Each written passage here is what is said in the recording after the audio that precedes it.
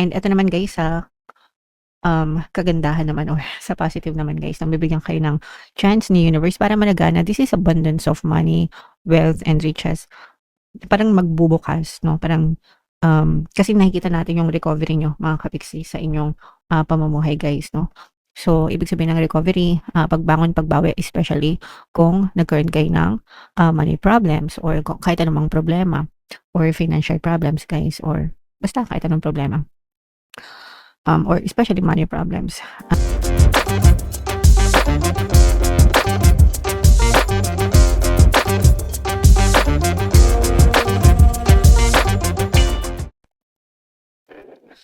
Hello guys, hello Capricorn, welcome back to Pinoy Pixie Tarot. Ang pamagat ng episode natin for tonight is first half kabalaran para ngayong June 1 to 15 guys, para sa Capricorn, Sun, Moon, Rising sign in Venus. So, unahin natin tong deck na to. Tingnan natin yung mga angel messages para sa inyo or yung mga paparating sa inyo, mga pwede yung ma-experience.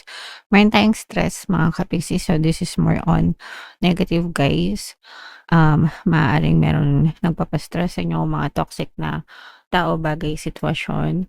Yung stress naman, guys, no, that is because resulta yan ng pag-overthink ng isang negative na tao, bagay, sitwasyon. So, kung ayaw nyo ma-stress, iwasan yung isipin yung sitwasyon na yan, mga kapiksi. And, pahinga lang ang katapat nito guys, and kailangan yung putulin yung pattern of thoughts. Ibig sabihin, i-direct nyo sa ibang bagay yung iniisip nyo para maputol yung pattern of thoughts, mga kapiksi. If ever man na nakaresonate kayo dito and may mga bagay na nagpapastress sa inyo, pwede nyo guys pakinggan yung ating Tagalog guided meditation dito sa ating channel, para mawala ang stress and anxiety. So, yung meditation na yun, ginawa ko yun para sa mga kapiksi natin na nai-stress talaga. Hanapin nyo lang dyan sa homepage natin, sa playlist. Scroll lang kayo, mga kapiksi. Okay? Para makatulog kayo ng masarap, guys.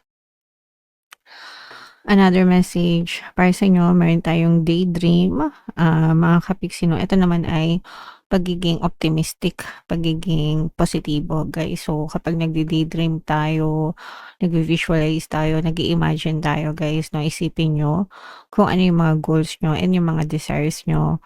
And make sure na doon kayo nakafocus, no? Doon nakafocus yung attention nyo. Eto guys, maaari nyo rin tong gawin para mawala yung stress nyo. So, yung stress kasi more on thinking negatively, and ito namang daydreaming more on thinking positively. So, para ma-overcome yung stress nyo, mag-imagine kayo ng mga magagandang bagay instead, mga kapiksi. Okay? Alright. And another message, guys, is, ayan, imagination. So, use the power of your imagination, daydreaming, visualization, guys, no? Ang tawag dito when it comes to manifestation. So, imagine niyo yung mga goals and desires nyo. Anong makikita mo, anong mararamdaman mo, anong maririnig mo. You have to incorporate your 5 senses. Kapag nasa yun na yung desire mo, mga kapiksi, para you feel good and it will feel natural sa buhay nyo. And that's one way of attracting, no, yung mga bagay na gusto nyo, guys. Alright? Okay, so, yeah. Comment down below if naka-resonate kayo dyan. Ito naman ay sa love, guys. Tingnan naman natin yung mga love message or love advice para sa inyo. Kung ano lang yung maka-resonate, guys, take that message. So, yung first message natin, we have flirt. Ito, guys, yung flirt, extend your light-hearted energy sa mga partner nyo. Sa mga partner nyo lang, guys, huwag kayong maglandi-landi sa mga hindi nyo jowa. Pag maglalandi kayo, guys, dun sa jowa nyo lang. At kung magpapalandi kayo sa jowa nyo lang din, mga kapiksi, para walang mga kabit-kabit or mga third party, guys. Okay? Another message, express your love, mga kapiksi, no? Pag mahal mo, sabihin mo, iparamdam mo, no? Don't let them guess. Kasi kayo din kung, gusto niyo rin malaman kung mahal kayo ng person niyo, siyempre gusto niyo naririnig niyo 'yan direkta sa kanila, 'di ba? Ayaw niyo rin ng nagse-second guess kayo. So, sila gano'n din, guys. Ayan, so biglang umaraw, itakip natin. Nasa tabi kasi ako ng bintana, guys. Gusto ko kasi yung natural lighting ba. Okay. And another message, Capricorn, kaya lang masakit sa mata 'pag sobrang init. Forgiving and learning. Ito naman guys, kailangan ng forgiveness sa relationship mga kapiksino. Kung kayo ay nagkakaaway, kung kayo ay may mga misunderstanding, miscommunication guys, sa inyong relationship. And ito rin yung susi para magkaroon ng harmonious na relationship guys. Kasi kung walang forgiveness, walang pagpapatawad, walang peace or kapayapaan sa relationship nyo, guys, no? So, yeah. Wala namang perfect sa relationship, guys, as long as gusto nyong ipaglaban or ipagpatuloy pa yung inyong relationship, kailangan talaga merong forgiveness and acceptance, guys. Okay? Alright. So, comment down below if naka-resonate kayo dyan sa mga messages na yan, Capricorn.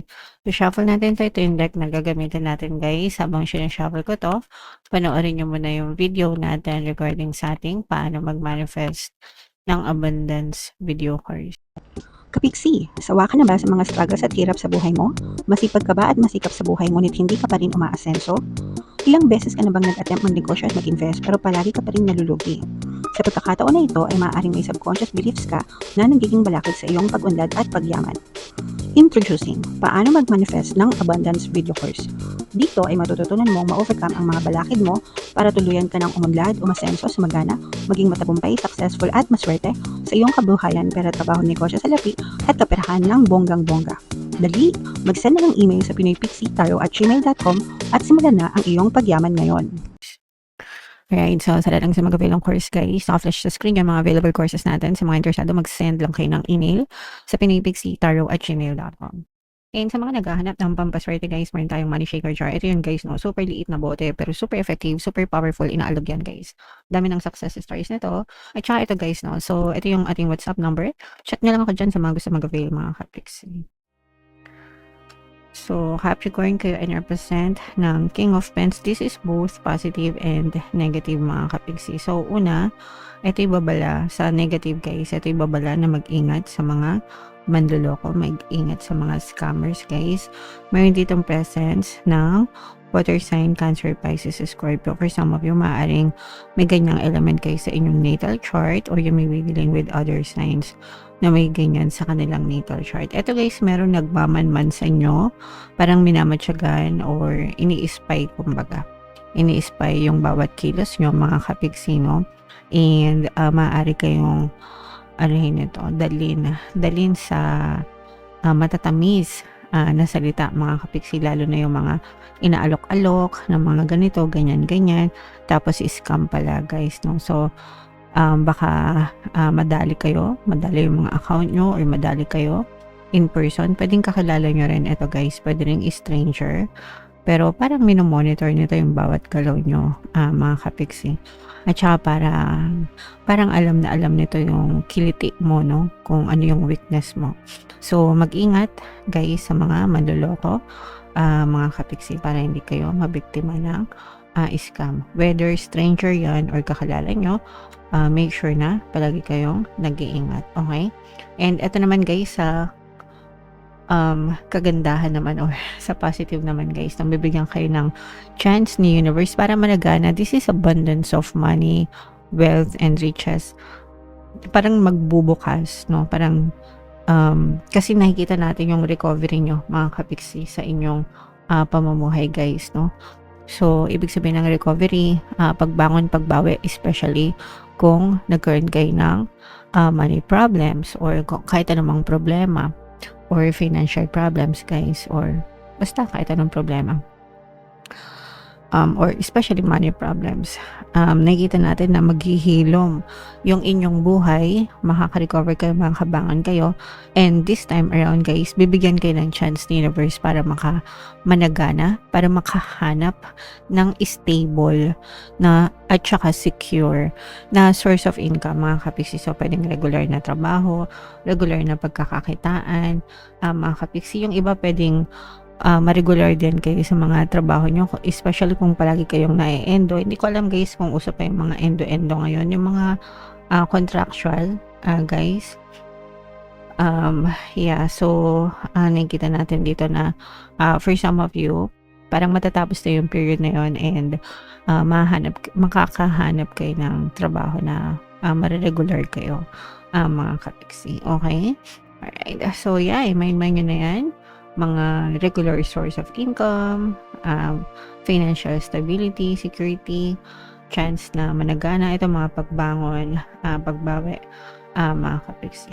And ito guys ay hudyat ng bagong simula, no? This is a brand new start, a brand new beginning para sa inyo, mga kapiksi. And kung kayo man ay nagkaroon ng mga money problems, parang sabay, kung meron kayong mga partner guys, no? Kung kayo ay merong mga partner, may mga asawa, may mga jowa, parang nagtutulong kayo. Nagtutulong kayo para malunasan or malusutan yung mga money problems nyo, masolusyonan. Kumbaga guys. Okay, and ganoon naman talaga guys sa mag-asawa, dapat nagtutulungan, mga kapiksi, no? So kung hindi mo makapagbigay ng financial support, at least yung emotional support, mga kapiksi. Okay? Alright, so yeah, napaka-positive guys. Although may negative, which is yung babala, no? Ito yung negative, babala na mag-ingat kayo guys. But aside from that, very positive yung takbo ng inyong pamumuhay ngayon, June 1 to 15. Okay? So, comment down below guys if naka-resonate kayo guys, i-mind nyo na itong mga recovery na to, mga financial security, stability, no? I-mind nyo na yan sa comment section, mga kapiksi. For more tarot readings guys, ito yung playlist nyo. Ito naman yung ating success stories ng paano mag-manifest ng abundance video course. Panoorin nyo itong video natin guys about money shaker jars.